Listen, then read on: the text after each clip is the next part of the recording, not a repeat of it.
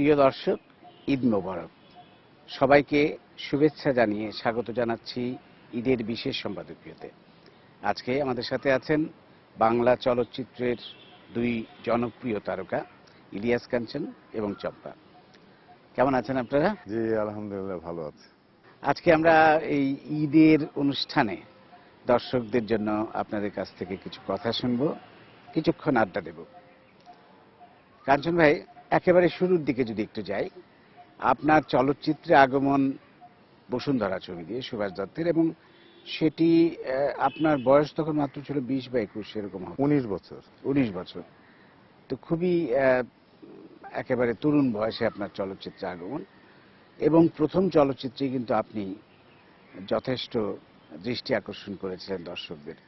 তো কিভাবে আপনার চলচ্চিত্রে আগমনটা ঘটলো সেটা যদি একটু বলেন, এবং আপনার সেই সাথে আপনার ছোটবেলার কথাও যদি আমাদের কিছু জানান। তখন খুবই ছোট, বাবার সঙ্গে বাজারে গিয়েছিলাম আর কি।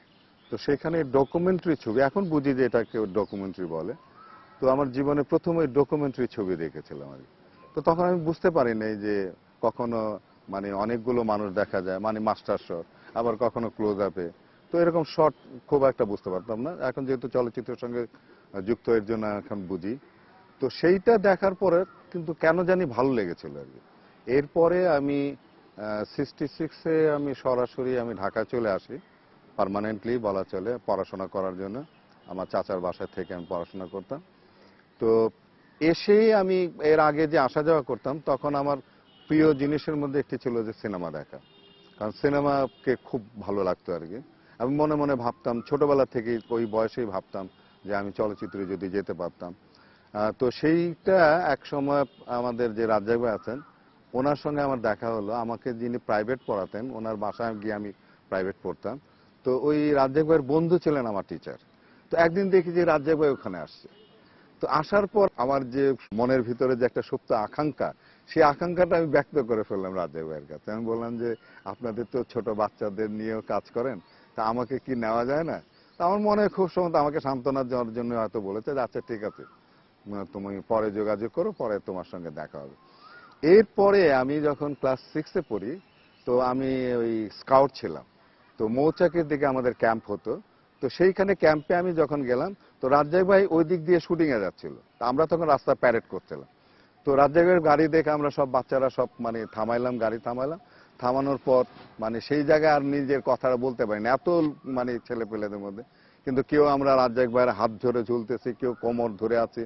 কিন্তু রাজ্জাক ভাইয়ের একটা গুণ আমি দেখলাম যে আমাদের কারো প্রতি কোনো কিন্তু মনক্ষুণ্ণ হলেন না, রাগ হলেন না, কিন্তু আমাদের সবাইকে ম্যানেজ করার চেষ্টা করলেন। এবং একটা পর্যায়ে এমন হলো যে টিচার আসলেন, স্কাউট টিচার আসলেন, এসে তারপরে রাজ্জাক ভাইকে উদ্ধার করলো এখান থেকে। তো এই দুইবার আর কি তার সঙ্গে আমার দেখা হয়ে গেল। প্রচন্ড ছবি দেখতাম, সুযোগ পেলে ছবি দেখতাম। তো এত পয়সা তো আবার জোগাড় করা যেত না। নাগরমহল, যেটা চিত্রামহল পরে হয়, সেই সিনেমা হলের যে অপারেটর ছিল, তাকে কিছু পয়সা দিতাম, 4 আনা 8 আনা এটা দিতাম। সে আমাকে ওই যে প্রজেকশন রুমের মধ্যে একটা উঁচু লম্বা টুল থাকে, ওই ফোকর দিয়ে আমি ওই গ্যাপ দিয়ে আমি এটা দেখতাম, ছবি দেখতাম। তো এইভাবে আমি আমার একটা বদনাম হয়ে গেল যে আমি খুব ছবি দেখি। আমাকে বলা হতো চোখ নষ্ট হয়ে যাবে, অমুক হবে তমুক হবে, পড়ালেখা হবে না। কিন্তু আমি পড়ালেখা কিন্তু খুব ভালো ছিলাম, কিন্তু আমি ফার্স্ট বয় ছিলাম। কিন্তু তো আমি বললাম যে কেন, আমি পড়াশোনার সঙ্গে সিনেমা দেখার সঙ্গে কি সম্পর্ক? যাই হোক, এইগুলো থেকে হয়তো আমার শিক্ষাটা হয়েছে। তো আমি ওই স্কাউট ক্যাম্পের মধ্যে যে যে সময় যে রাজ্জাক ভাইয়ের সঙ্গে দেখা হলো, সেই ক্যাম্পের মধ্যে আমার জীবনে প্রথম ক্যাম্পে আমি অভিনয় করি। এবং সেই অভিনয় মানে আমার দুই বন্ধুর একটা ক্যারেক্টার ছিল, মামা এবং ভাগ্নের ক্যারেক্টার ছিল। আমি ভাগ্নের রোল করেছিলাম, আর আমার বন্ধু করেছিল মামার রোল। 5 মিনিট স্কুলের ছেলেরা ক্ল্যাপ দিয়েছিল আমার প্রথম অভিনয়। তো ওইটা থেকে আমার আরো ইন্সপিরেশন বাড়ার পর আমার যখন দেশ স্বাধীন হয়, তখন আমি ক্লাস 9-এ পড়ি। দেশ স্বাধীনের সময় 9-এ পড়ি, তখন স্কুল থেকে একটি নাটক করা হয়। সেই নাটকটির নাম হলো বাংলার মুক্তি, স্বাধীনতার উপরে নাটকটি হয়। সেই নাটকে সবচেয়ে মজার ব্যাপার হলো যে আমি নায়িকার বাবার রোল করলাম, এবং আমার শিক্ষক যিনি, তিনি করলেন নায়কের বাবার রোল। তো সেইটাও এত প্রশংসিত হলো, এত নাম ডাক হলো আমার। তো এই থেকে আমার আরো আগ্রহটা অনেক বেড়ে গেল। বেড়ে যাওয়ার পর এক সময় আমার ম্যাট্রিক পাশ করার পর তো তখন আমার এক বন্ধু তারা নাটক শুরু করলো। সেইখানে আবার চলচ্চিত্রের আমাদের যে নায়ক ছিলেন কায়েস সাহেব, উনি তখন এটা ডিরেকশনের জন্য নিযুক্ত হয়েছিলেন। তা আমাকে বললো যে রিহার্সাল দেখতে যাওয়ার জন্য। তো আমি রিহার্সাল দেখতে গেলাম। আমি দেখলাম যে কায়েস ভাই আমার দিকে তাকিয়ে রয়েছেন অনেকক্ষণ পর্যন্ত, এবং এক পর্যায়ে উনি বললেন, আমার বন্ধুদের বললেন যে ওনাকে কেন নিচ্ছেন না, উনি তো এত সুন্দর ইয়ে। তো ওরা তো আসলে একটু ভেবাচাকা খেয়েছে, আমি তো তাদের সঙ্গে মানে নাটকের সঙ্গে যুক্ত না।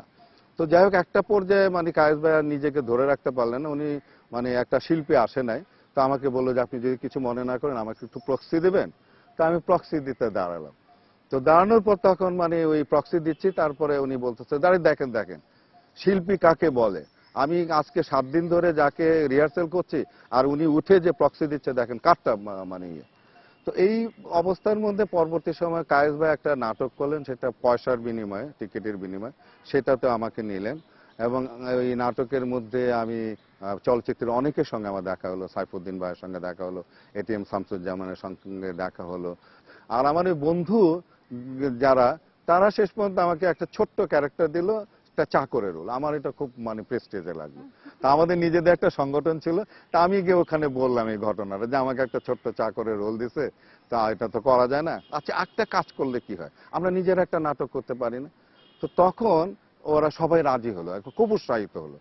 তখন আমরা ওই একটা নাটক শুরু করলাম। সেই নাটকটা মানে আমরা আবার সিলেক্ট করলাম, এমন একটি নাটক যেটি আমাদের শ্রদ্ধেয় পরিচালক এবং সম্মানিত ব্যক্তি ছিলেন আমাদের আব্দুল আল মামুন, শুভচ নির্বাসনে। সেই নাটকটি আমরা শুরু করলাম, এবং সেটির চিফ গেস্ট ছিলেন আমার শ্রদ্ধেয় গুরু সুভাষ দত্ত। উনি ওই নাটক দেখতে এসে আমাকে পছন্দ করেন। এইভাবে আমি আসলে চলচ্চিত্রে আমার মানে প্রবেশ। আপনি তো একটি মানে কি বলবো, মানে চলচ্চিত্রে পরিবারেই আপনার বেড়ে ওঠা। আপনার বড় 2 বোন এদেশের স্বনামধন্য অভিনেত্রী সুচন্দা এবং ববিতা, এবং তার পথ ধরেই কিন্তু আপনার চলচ্চিত্রে আসা। আপনি প্রথম চলচ্চিত্র আপনার 3 কন্যা 86-এ, কিন্তু তার আগে আপনি কিন্তু টেলিভিশন নাটক অনেকগুলো করে ফেলেছেন এবং খুব জনপ্রিয় হয়েছে নাটকে। নাটকগুলো করে আপনি, আপনার প্রথম নাটক কোনটা ছিল জানা? ডুব সাঁতার, মামুন ভাই, মামুন হোসেন, আব্দুল্লাহ মামুন ভাই। এবং তারপরে আপনি করেছেন শাহজাদির কালো কালো মেকআপ, মেকআপ, বিপার্ল, হ্যাঁ, তারপরে এখানে নোঙর, চমৎকার একটি নাটক। তো নাটকে এসছেন আপনি মানে 81 থেকে নাটক শুরু করেছেন টেলিভিশনে, এবং তারপরে 86-এ এসে চলচ্চিত্রে। তা আপনার শুরুটা কিভাবে হলো একটু যদি বলেন। আমার যে অভিনয় শুরু হবে আমি কখনো কল্পনাই করতে পারিনি। তার কারণ হচ্ছে আমার পরিবারে আর 2টো বোন তো ফিল্মে আছে। আমি আমি দেখতাম যে ওদের জীবনটা কত কষ্টের। কষ্টের বলতে যে অভিনয়ের জগৎটা আলাদা, তার বাইরে মানে এত ব্যস্ত থাকতো তারা ফিল্ম নিয়ে, তাদের মানে পারিবারিক লাইফ বলতে কিছু ছিল না। বা ওরা স্বাচ্ছন্দ্যে ঘুরতে পারতো না, বাইরে শপিং করতে পারতো না, বাজার যেতে পারতো না, কারণ ওদের লাইফটা একটু অন্যরকম হয়ে যেত। আর আমি এটা একদম পছন্দ করতাম না। আমার ভালো লাগতো স্বাধীন লাইফ। আমি ইচ্ছে মতন বাজার করব, বাইরে যাব, রাস্তায় যাব। কিন্তু এই ব্যাপারটা দেখতাম যে না, শিল্পীদের আমার মনে আছে তখন আমি ছোট, আমার ববিতা আপাকে কেউ এসে জিজ্ঞেস করছিল, আচ্ছা ম্যাডাম একটা কথা জিজ্ঞেস করব, আচ্ছা আপনারা কি খান? মানে পাবলিকদের ধারণা ছিল যারা শিল্পী এরা হয়তো আমাদের মতন মাছ মাংস ভাত খায় না, ডিফারেন্ট কিছু খায়। তো একটু মানে মানে স্বাভাবিক মানুষের থেকে একটু অন্যরকম ভাবতো মানুষ। আমি তো দেখেছি আমার বোনদের জীবন। আমি চেয়েছিলাম আমি অভিনেত্রী হব না, কিন্তু আমি মডেল হব। মডেলিং আমার খুব ভালো লাগে, দেখতে ভালো লাগে। তো মডেলিং করতে চেয়েছিলাম, কিন্তু এক ধরনের জেদ আমার মনের মধ্যে চেপে বসছে। সেটা হচ্ছে, অনেকে বলতো যে 2 বোন অভিনয় জানে বলে ছোট বোন করতে পারবে, এমন কোনো কথা নয়। তো নিজেকে আমি যাচাই করতে চেয়েছিলাম যে আসলে কি আমার বোনদের মতো কোনো গুণ নেই, অভিনয়ের গুণ নেই। আর সেটা ভাবা, আর সেটা ভেবেই কিন্তু আমি নিজেকে দেখার জন্যে, চেক করার জন্যে যে আমি অভিনয় করতে পারি কি পারি না, তো তো তখন মামুন ভাই ববিতা আপাকে নিয়ে কোনো ছবি করছিলেন, বাড়িতে যাওয়া আসা ছিলেন, আমাকে দেখে উনি অফার দিয়েছিলেন যে তুমি কি একটা নাটক করবে। তো আমি ভাবলাম এই তো আমার সুযোগ নিজেকে যাচাই করার যে আমি অভিনয় করতে পারি কিনা, আচ্ছা দেখে নিয়ে পারি কিনা। এবং প্রথম অভিনয় করলাম রূপসাতার, করার পর এত প্রশংসিত হলাম যে মানে এত ভালো লেগেছে, আমি নিজে ভাবতে পারছি না যে আমি কি করে অভিনয় করে ফেললাম এবং আমার গুণ আছে, এবং বেশ আমি প্রাউড ফিল করছিলাম। এবং যারা বলছিল আমাকে নিয়ে, আমি ওদের সামনে গিয়ে ঘুরতাম এবং বেশ একটু মানে আমি ভাব দেখাতাম কি যে আমি এবার পারি, কিরকম এবার করলাম। কি এবার আমি তো ঠিকই অভিনয় করতে পারলাম।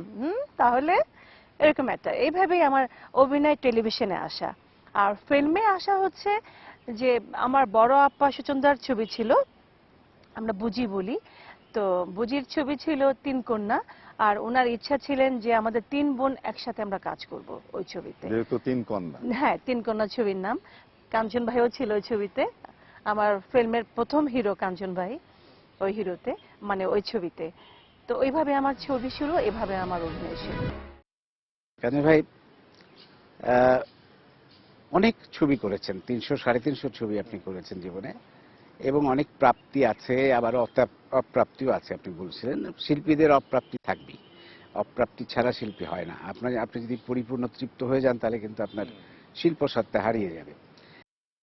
তো তৃপ্তির ব্যাপারগুলো একটু যদি বলেন। আপনি বাংলাদেশের যেটি বলা যায় ইতিহাসের সবচাইতে জনপ্রিয় চলচ্চিত্র বেদের মেয়ে জ্যোৎস্না, সেটিতে অভিনয় করেছেন, সেটির কথাও যদি একটু বলেন, বা অন্যান্য ছবির কথা। আমার কিন্তু আসলে অনেক প্রাপ্তি কিন্তু আছে কিন্তু, যেমন আমি বেদের মেয়ে জ্যোৎস্না ছাড়া আগে যেটি বলবো আর কি, যেমন আমার আঁখি মিলন রোমান্টিক ছবির মধ্যে মানে একটা মানে মাইলস্টোন আমি বলবো।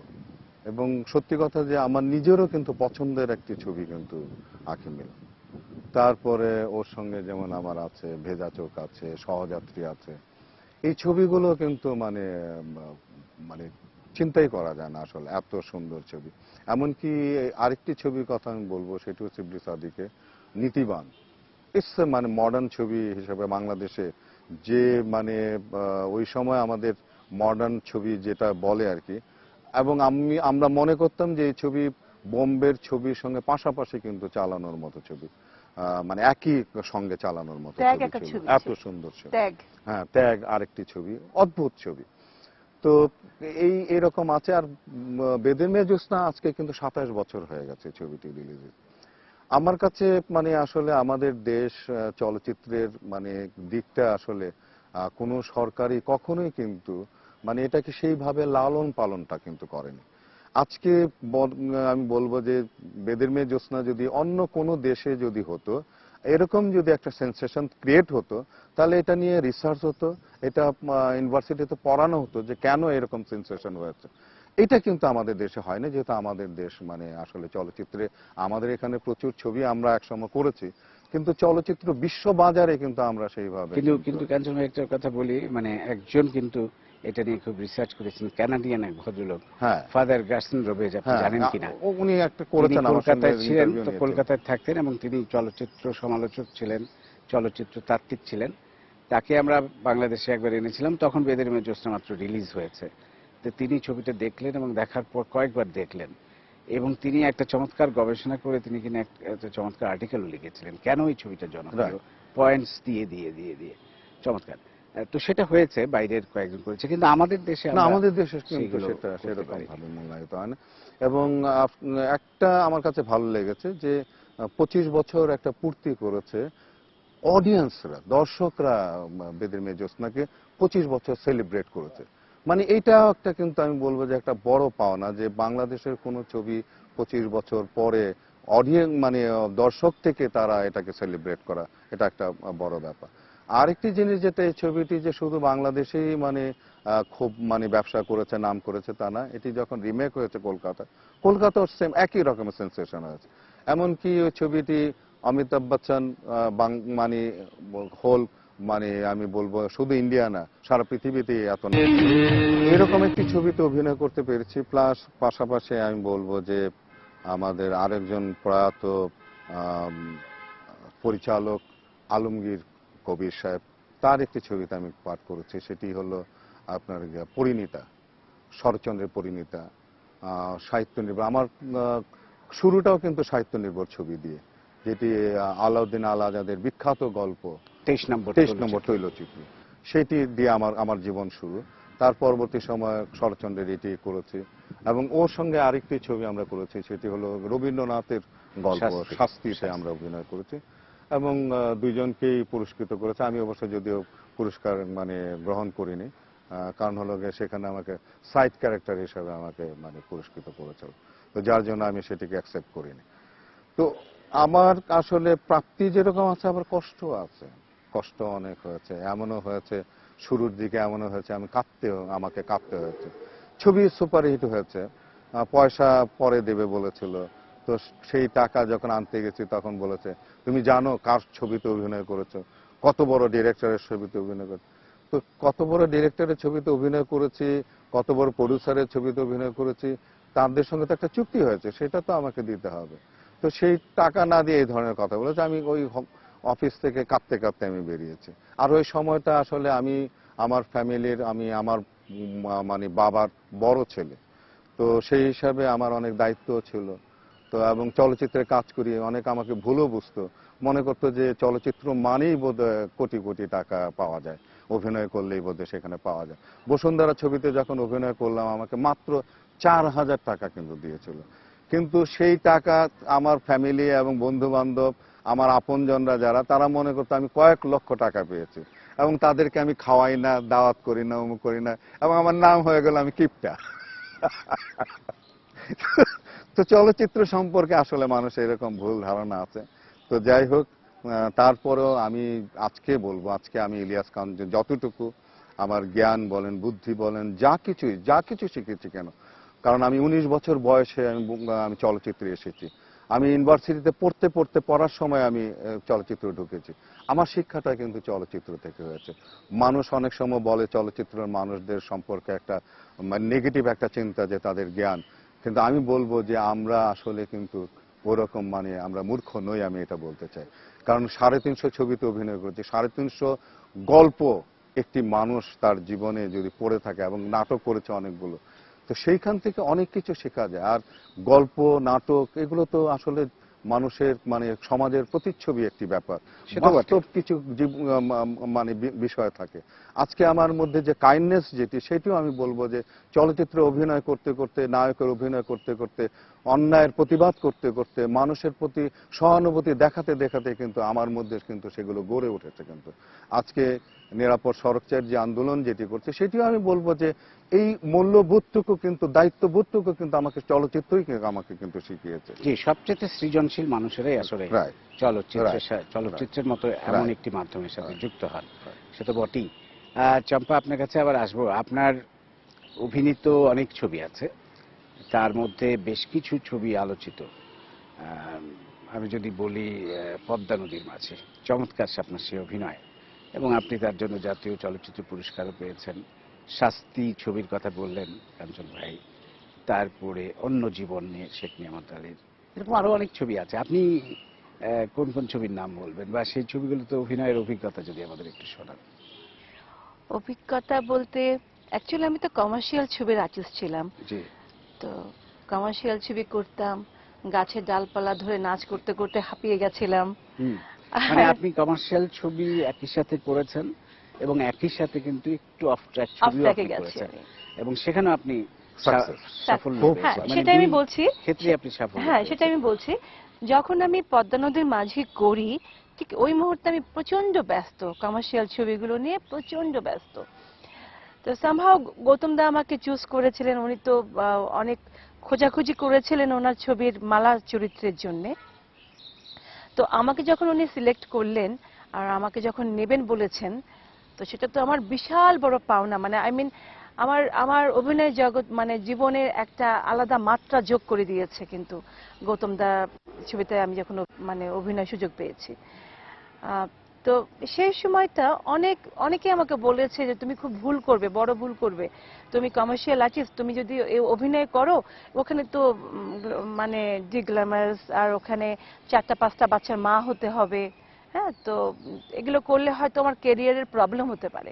তো এই বুদ্ধি কিন্তু অনেকে দিয়েছে যে করো না, তুমি এসব ছবি করো না, তোমার কিন্তু অনেক মাইনাস হবে, তুমি কিন্তু ডাউন হয়ে যেতে পারো, দিস অ্যান্ড দ্যাট, এগুলো বলেছে। আমি ভেবেছি, আমি অনেক ভেবে চিন্তা করেছি যে আমি অনেক ছবি করেছি, কমার্শিয়াল ছবি, ওই যে বললাম গাছে ডালপালা ধরে নাচানাচি করেছি, তো দর্শকরা হলে গিয়ে হাততালি দিচ্ছে, তারপরে হল থেকে বেরিয়ে ভুলে যাচ্ছে। আমি চেয়েছি যে আমি এমন কিছু করতে চাই যে আমি যেন সারা জীবনের জন্য কোনো দর্শকের মনের ভিতরে আমি জায়গা করে নিতে পারি। আর জায়গা করে নেওয়ার জন্য কিন্তু ভালো কাজ, কোনো ক্ষতি হয়নি, তবে আমার ক্যারিয়ারে আরো প্লাস প্লাস হয়েছে। আসলে অবশ্যই। কিন্তু মোর্শেদ ভাই মানে শিল্পীদের কিন্তু মাঝে মধ্যে এই ধরনের কিন্তু রিস্ক নিতে হয় কিন্তু, এবং রিস্ক আমিও যেটা বলবো যে আমিও কিন্তু কমার্শিয়াল মেনলি শুরুটা যদিও আমার মানে ভিন্নধর্মী ছবি দিয়ে, অবস্ট্রাক্ট ছবি দিয়ে, বসুন্ধরার মতো ছবি দিয়ে, তারপরে ডুমুরের ফুল, এই ধরনের ছবি দিয়ে আমার শুরু হয়েছে, কিন্তু পরে দিয়ে কিন্তু আমাকে কমার্শিয়াল আর্টিস্ট হতে হয়েছে, কারণ আমাকে সার্ভাইভের জন্য আমাকে কিন্তু কমার্শিয়াল আর্টিস্ট হতে হয়েছে। সেই কমার্শিয়াল আর্টিস্ট যখন হয়েছে, তখন আমাকে কবির ভাই আমাকে নিলেন তার পরিণতা ছবিতে। উনি ভয় পাচ্ছিলেন, কারণ আমি এত ব্যস্ত যে আমি তাকে শিডিউল দিব কিনা, অমুক করবো কিনা। এবং সবচেয়ে মজার ব্যাপার যে বিশ্বাস করবেন, আমাদের দেশের শিল্পীরা যে চম্পা যেরকম রিস্ক নিয়ে করেছে, এবং আমি তার ছবিটা আমি দেখেছি পদ্মা নদীর মাঝে, আমি হলে গিয়ে আমি দেখেছি, really she is done well, মানে এত ভালো করেছে যেটা আমি হলো তাকে পুরস্কার দিতাম আর কি, এত সুন্দর সে করেছে। না, আরেকটা কথার মধ্যে কাঞ্চন ভাই বলি, এর আগে আমি এত ছবি করেছি, কমার্শিয়াল ছবি, আমি কিন্তু অভিনয় স্বীকৃতি কিন্তু কখনোই আমাকে দেওয়া হয়নি কাঞ্চন ভাই, কখনোই অভিনয় স্বীকৃতি পাইনি। এই পদ্মা নদীর মাঝেই কিন্তু আমার অভিনয় স্বীকৃতি এখান থেকে শুরু হয়েছে। আপনারা দুজন তো অনেক ছবি করেছেন, হ্যাঁ, মানে বলা যায় 100-র ছবি আপনারা দুজন একসাথে জুটি বেঁধে করেছেন। তো সেই ছবিগুলো নিয়ে যদি একটু বলেন দুজনেই।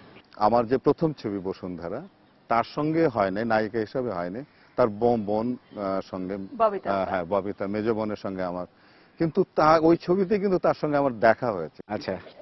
এবং দেখা হয়েছে মানে কি, আপনি ওই যে সে ওই যে বললেন না যে মডেল হতে চায়, ববিতা ম্যাডাম ওই সময় এক্স্যাক্টলি যা করতেন আর কি, যা পড়তেন, যা স্টাইল করতেন, এটা হলো গিয়ে তার বুদ্ধি কিন্তু। হ্যাঁ, তো মানে কোন এক কারণে মানে ববিতা ম্যাডামের বাসায় মানে চিত্রালী থেকে আমাদের একসঙ্গে ছবি তোলার জন্য, তো সে তাকে সাজিয়ে টাজিয়ে দিয়েছে, দিয়ে আবার লুকায় আড়াল থেকে আবার দেখে, তো আবার ওই ওই বাড়িতে গিয়ে প্রথমেই দেখে যে কে যেন একটা মেয়ে এরকম ভাবে ফুচিতে দেখে, তো তাকে ওখানে আমি মানে দেখলাম আর কি প্রথমে। তো তারপরে যখন আপনার এই ছবিতে, তিন কন্যা ছবিতে যখন আসলো, তখন সত্যি একটা শিহরণ লাগছে আর কি আমাকে, যে ওই যে মেয়েটা যেটা মানে ফাঁক দিয়ে দেখতেছিল। এবং আমাকে যখন শিবলি ভাই মানে বললো যে চম্পাকে নিচ্ছি, বিশ্বাস করুন আমি খুব আনন্দিত হয়েছিলাম যে আমি কিন্তু ভীষণ খুশি হলাম এত বছর পর আমি এই আসল কথা এখন জানতে পারলাম। থ্যাংক ইউ কাঞ্চন ভাই, সত্যি কথা। হ্যাঁ, এবং ওই ছবিটি প্রথম ছবি ওর সঙ্গে আমার, তো মানে এবং প্রথম ছবিতে আমাদের ছবিটি ব্যবসায়িকভাবে সাধারণ মানে সাংঘাতিক রকমের হয়েছে। তারপরে শুধু ওটাই নয় কাঞ্চন ভাই, আমরা দুজন মিলে যে ছবিগুলো করেছি অভিনয়, ম্যাক্সিমাম আমাদের সুপারহিট ছিল ওই সময়টা। তার মধ্যে ভেজা চোখ যে ছবিটি, সেটি আমাদের মানে একটা মানে খুবই আমাদের মানে ওরও পছন্দ আমারও পছন্দের ছবি। তো ওই ছবির মধ্যে একটা মজার ঘটনা আছে, শিল্পীরা আসলে অ্যাক্টিং করতে গেলে যে কতটুকু ইমোশনাল হয়ে যায়। আমি শুনেছিলাম একবার মানে শাবানা ম্যাডাম বোধহয় কাকে একটা থাপ্পড় মেরেছিল, ফ্রেন্ড হয়ে গেছিল, তো সেরকমই একটা থাপ্পড়ের সিন ছিল আপনার। তখন আমরা ইয়েতে তাজমহলে আমরা শুটিং করছিলাম, ওখানে এক হোটেলের মধ্যে, আগ্রাতে আমরা শুটিং করছিলাম, হোটেলের মধ্যে শুটিং, বেডরুমের মধ্যে। তো ওর সঙ্গে আমার ঝগড়া হয়, তো ও আমাকে থাপ্পড় মারবে আর কি।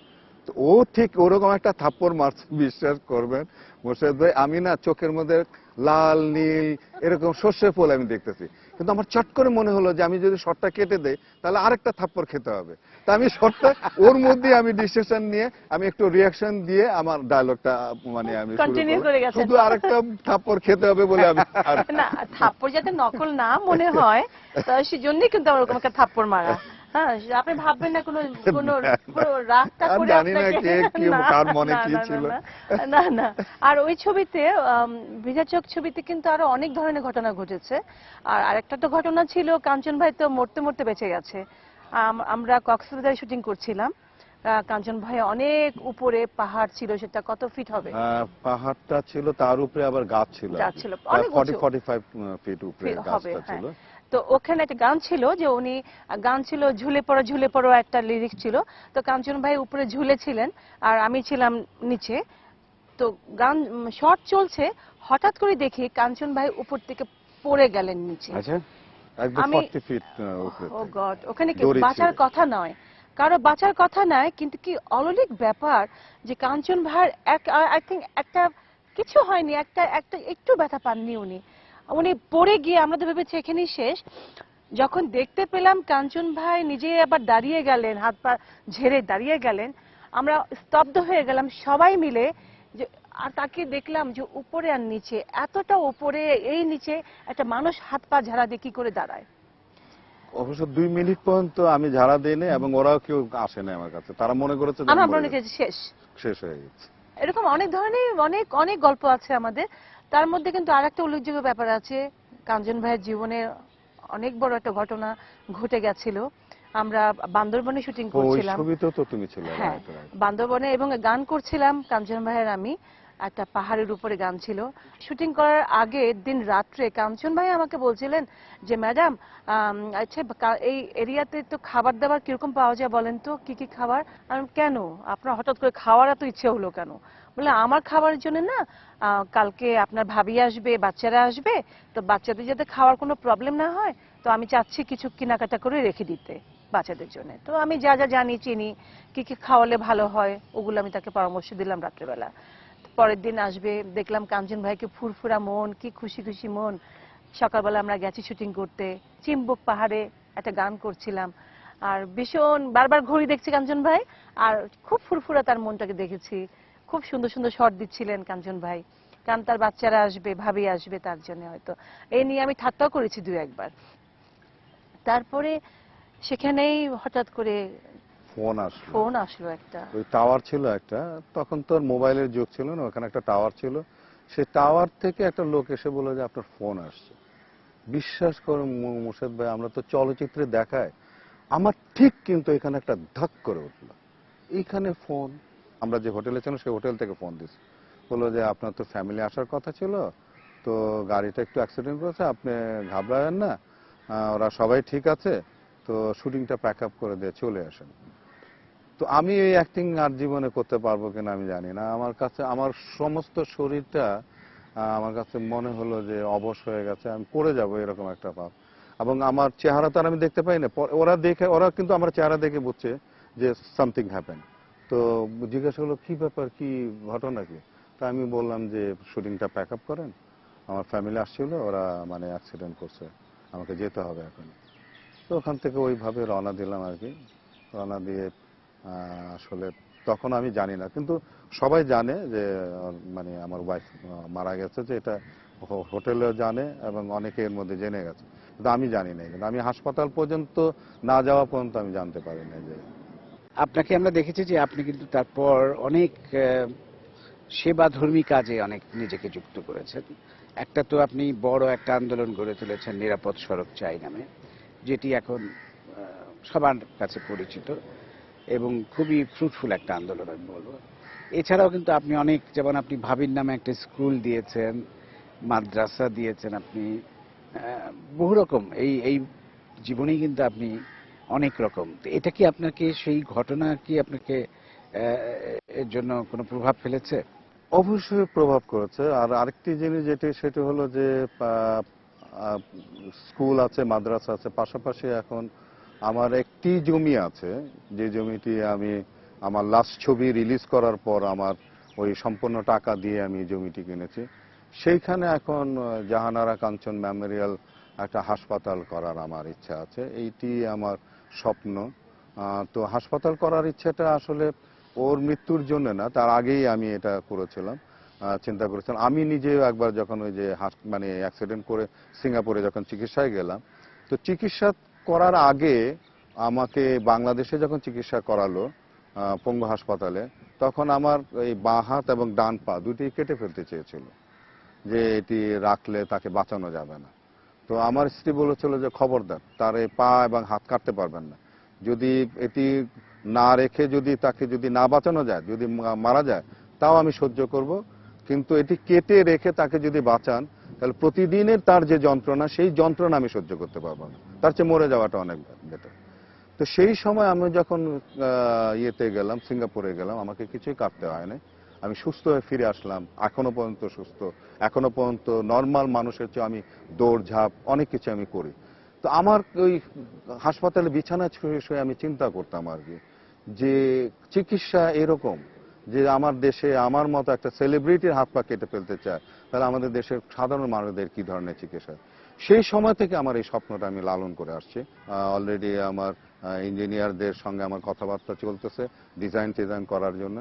তো এটা আমার এখন লাস্ট আমার স্বপ্ন আর কি, যে আল্লাহ যেন আমাকে মৃত্যুর আগে আমাকে এই হাসপাতালটি যেন মানুষের জন্য যেন করে যেতে পারে একটা আধুনিক হাসপাতাল, এবং সেইখানে যারা সামর্থ্যবান তারা পয়সা দিয়ে চিকিৎসা করবে, আর যারা গরিব আছে তাদের জন্য একটা ট্রাস্টি থাকবে, এবং যাচাই বাছাই হবে যে হ্যাঁ সত্যি তার দেওয়ার মতো সামর্থ্য নেই, তাকে সেইভাবে মানে ফ্রি একদম তাকে মানে সেখানে চিকিৎসা করানো হবে। তো এই যে একটু আগেই কিন্তু আমি শুরুটাই কিন্তু বলেছিলাম যে আজকে এই মানবিক বোধ বলেন, যা কিছুই বলেন, সবকিছু কিন্তু আমাকে চলচ্চিত্র কিন্তু আমি শিখি। এই চলচ্চিত্র আমাকে দায়িত্ববান করেছে। কারণ আমি যখন আমার স্ত্রী যখন মারা গেল, আমার একজন সাংবাদিক যখন আমাকে বলল যে ইলিয়াস সাহেব, আপনার স্ত্রী মারা গেছে, আপনি তাকে বাঁচাতে পারেন নাই, আপনি কি শুধু আপনার স্ত্রীকেই ভালোবাসেন? এই কোটি কোটি মানুষ যারা আপনাকে ভালোবাসে তাদের কি তাহলে আপনি ভালোবাসেন না? এটা আমাকে খুব স্ট্রাইক করেছে যে আসলে তো আমরা যখন চলচ্চিত্রে কাঁদি, চম্পা কাঁদে, আমি কাঁদি, আমাদের সঙ্গে নীরবে সেখানে বসে বসে চোখ মোছে, সহানুভূতি দেয়, আমরা যখন প্রতিবাদ করি তালি দেয়, আমাদের সঙ্গে একত্র বোধ করে, আমাদেরকে এত ভালোবাসে। এর আগে আমার মানে ওই অ্যাক্সিডেন্টের সময় আমাকে লোকেরা আসছে, শুনছে যে আমার চোখ নষ্ট হয়ে গেছে, হাজার হাজার ছেলে মেয়েরা আসছে আমাকে চোখ দান করার জন্য। যারা এত ভালোবাসে তাদের প্রতি কি আমার তাহলে কোনো দায়িত্ব নেই? আমার আর মুক্তিযুদ্ধ, এই যে যেটি বললাম যে মুক্তিযুদ্ধ আমি দেখেছি, আমার শুরুর প্রথম নাটক, স্টেজ নাটক যেটা, সেটা বাংলার মুক্তি, আমার স্বাধীনতার উপরে আমার ইয়ে। তো এই স্বাধীনতা যুদ্ধ, আমার দেশ, এটা আমি দেখেছি। তো যার জন্য আমি মনে করি যে আমার দেশ যদি টিকে থাকে তাহলে আমি সুখে থাকব। আমার দেশ যদি টিকে না থাকে আমি কোনোদিনই সুখী হতে পারবো না। আমার দেশের সকল মানুষ যদি সুখী হয় তখন সে আমি সুখী হব। তারা যদি টেনশনে থাকে, তাদের যদি কষ্ট থাকে, তাহলে কে আসবে আমার ছবি দেখার জন্য, কে আমাকে ভালোবাসবে? তো একটার সঙ্গে একটা রিলেশন, এই উপলব্ধি বোধটুকু আসলে অনেকের মধ্যে জাগে না, যার জন্য দায়িত্বটা ওইখান থেকে আসে। চলচ্চিত্রে আপনারা দুজনই কিন্তু দীর্ঘদিন যাবৎ একটু নিষ্ক্রিয়ই বলা যায়, এবং সেটি চলচ্চিত্রের অবস্থা একসময় এত খারাপের দিকে চলে গিয়েছিল অশ্লীলতা এবং বিভিন্ন কারণে, যে যেখান থেকে আমাদের গুণী শিল্পীরা কিন্তু নিজেদের গুটিয়ে নিয়েছিলেন, নির্মাতারাও নিজেদের গুটিয়ে নিয়েছিলেন, এবং তার ফলশ্রুতিতে চলচ্চিত্র একেবারে একটা ধ্বংসের দ্বার প্রান্তে পৌঁছে গিয়েছিল।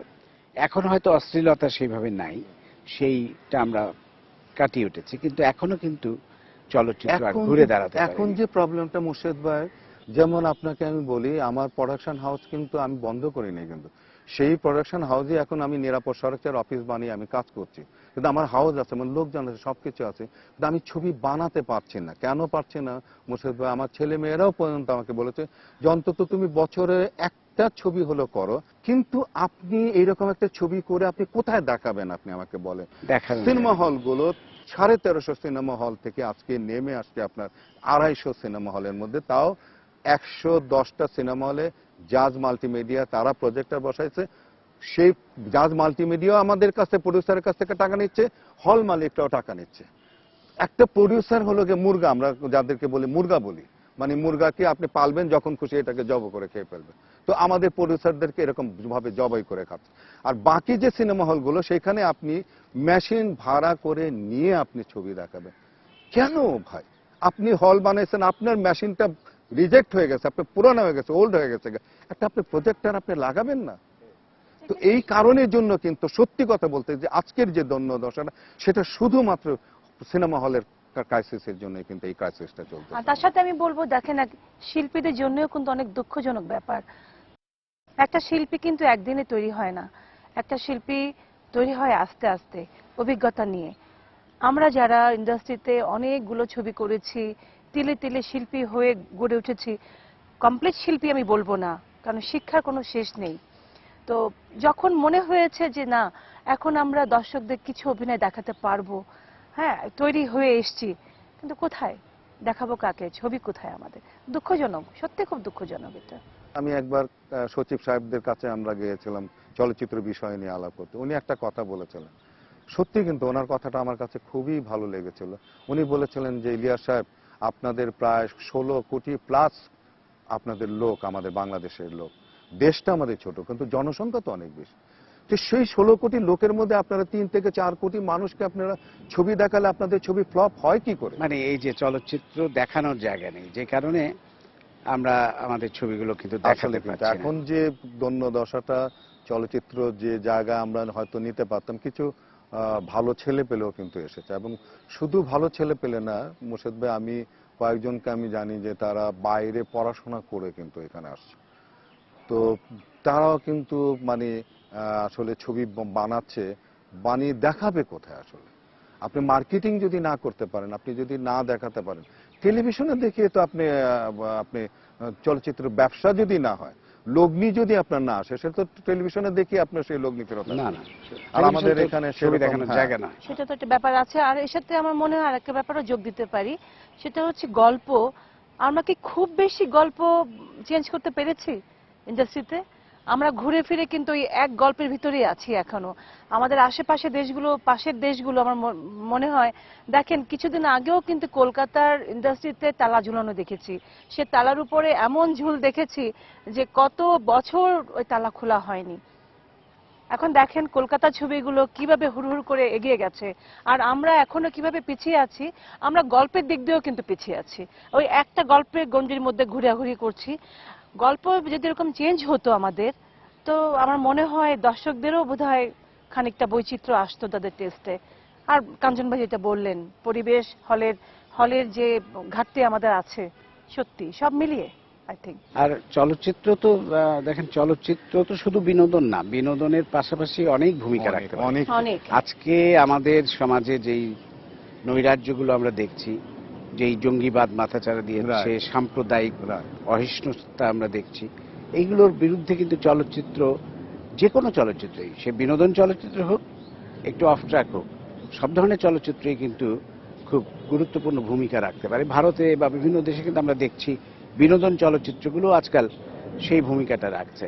তা আমরাও সেই ভূমিকাটা রাখতে পারতাম যদি সেই স্পেসটা আমাদের এখানে তৈরি হতো। যেটা কাঞ্চন ভাই বলছিলেন, অনেক নতুন ছেলেমেয়েরা কিন্তু এসছে চলচ্চিত্রে, নতুন ধ্যান ধারণা নিয়ে শিক্ষিত ছেলেমেয়েরা, তারা কাজ করছে। কিন্তু ওই যে জায়গাটা, সিনেমা হল, যেই জায়গায় আমার মনে হয় গুরুত্ব আসলে দিতে হবে। আমি, আমার কাছে মোর্শেদ ভাই আরো একটা বড় প্রবলেম যেটা, সেটা হলো যে মানে চলচ্চিত্রের কথা আমি সবসময় একটি কথা আমি বলি, এবং আমি লক্ষ্য করেছি পাকিস্তান আমল থেকে কিন্তু আমাদের দেশের চলচ্চিত্রকে কিন্তু পৃষ্ঠপোষকতাটা কিন্তু সেইভাবে কিন্তু করা হয়নি কিন্তু।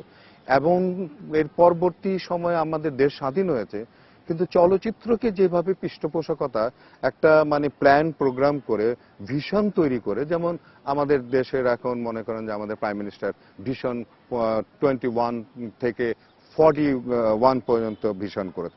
চলচ্চিত্র আপনি দেখেন কোনোদিন এইরকম একটা ভীষণ ভিশনের মধ্যে নাই। কিন্তু আপনি দেখেন পাশাপাশি আমি বলবো যে আমাদের ভারতের যে ছবি, তারা কিন্তু সরকারের কিন্তু একটা ভীষণ কিন্তু ছিল কিন্তু। আপনি, আপনার মনে আছে কিনা জানি না, 65-এ যখন ওয়ার হলো তখন আমি খুবই ছোট, কারণ আমি 66-এ ক্লাস 4-এ পড়ি, 65-এ তার মানে আমি ক্লাস 3-তে পড়ি। কিন্তু সেই সময় আমি জানি যে ইন্ডিয়ান ছবি কিন্তু এই দেশে বন্ধ হয়ে গেল, প্রজেক্ট করা বন্ধ হয়ে গেল। ইন্ডিয়ান ছবি 65-এ বন্ধ হওয়ার পরেও কিন্তু এমবাসির মাধ্যমে কিন্তু সেই ছবিগুলো কিন্তু তারা কিন্তু দেখাতো। এবং আমি তখন স্কুলে পড়তাম, আমিও কিন্তু ফ্রি টিকিট পেতাম কিন্তু ওই ইন্ডিয়ান ছবি দেখার জন্য।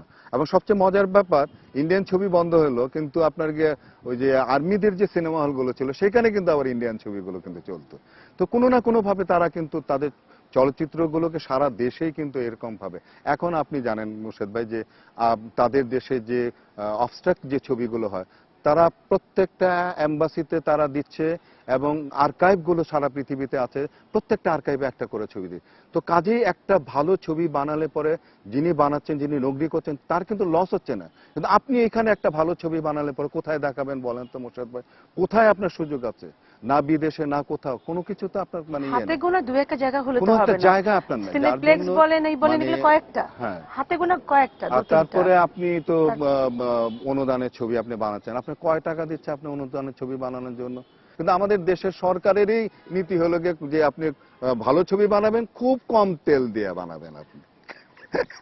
যাই হোক, আমরা আশা করব নিশ্চয়ই এই অবস্থার অবসান হবে রাইট। এবং আমরা সবাই মিলে, চলচ্চিত্রের মানুষ যারা আমরা আছি, সরকার, সবাই মিলে আমরা একটা পরিকল্পনা করতে পারবো, যেটা আপনি Right, বলছেন right. ভিশন, যে কিভাবে আমাদের ছবিকে আবার এই অবস্থা থেকে মুক্ত করা যায়, আমাদের চলচ্চিত্রকে আবার জনপ্রিয় করে তোলা যায়। আজকে আপনাদের সাথে আড্ডা মেরে খুবই ভালো লাগলো, আমার মনে হয় দর্শকরাও খুব আনন্দ পেয়েছেন। আপনাদেরকে অসংখ্য ধন্যবাদ। আপনাকে অনেক ধন্যবাদ, এবং যারা ঈদের এই অনুষ্ঠান দেখছেন তাদেরকে অনেক অনেক ঈদের শুভেচ্ছা রইল। ঈদ আপনাদের জীবনে বয়ে আনুক অনেক অনেক খুশি, অনেক আনন্দ। ঈদ মোবারক। প্রিয় দর্শক, সবাইকে শুভেচ্ছা জানিয়ে শেষ করছি ঈদের বিশেষ সম্পাদকীয়। আগামীকাল আবারও দেখা হবে, দেখার আমন্ত্রণ রইল। শুভরাত্রি।